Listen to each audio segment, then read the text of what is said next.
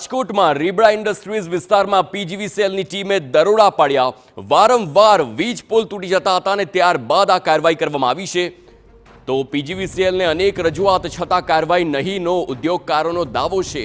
વારંવાર વીજળી ગુલ થતા ઉદ્યોગો પર માઠી અસર પડતી હોય તે પ્રકારની વાત કરવામાં આવી। આગામી સમયમાં યોગ્ય કામગીરી ન કરાય તો ઉગ્ર આંદોલનની પણ ચીમકી ઉચ્ચારી છે। રીબડા ઇન્ડસ્ટ્રીઝ વિસ્તારમાં 250 જેટલા નાના અને મોટા ઉદ્યોગો આવેલા છે।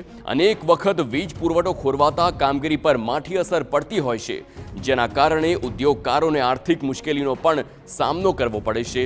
ત્યારબાદ હવે આખી આ ઘટના સામે આવી। ટ્રિપિંગ આવે અને પોલ પડી જાય, પછી અમારે જમ્પર જાય, આવા અમને અવારનવાર પ્રોબ્લેમ આવે તો અમે બહુ હેરાન થઈએ છીએ। એટલા માટે અમે અને એ લોકોનો સ્ટાફનો બહુ જ અભાવ છે। અમારા બધા પ્રોબ્લેમ સોલ્વ થઈ જાય પણ અમારા એકેય પ્રોબ્લેમ સોલ્વ થયા નથી।